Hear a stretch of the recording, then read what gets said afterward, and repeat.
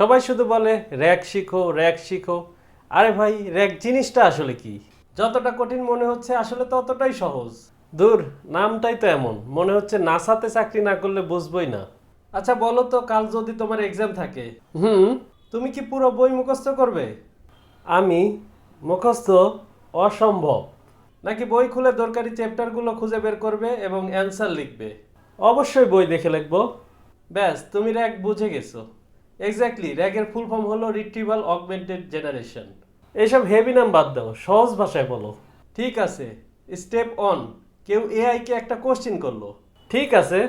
Step 2, AI প্রথমে documents অথবা database থেকে ওই কোশ্চেনের সাথে মিল আছে এমন ইনফরমেশন খুঁজে বের করবে। মানে আগে সার্চ করে? এক্স্যাক্টলি।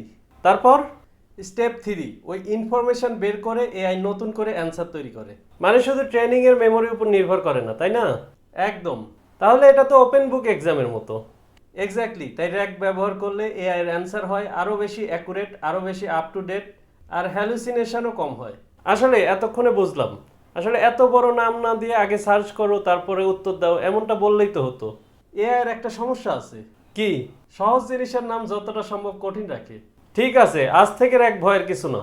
এমন সহজ ভাষায় আরো এআই কনসেপ্ট শিখতে সাবস্ক্রাইব করতে ভুলবেন না।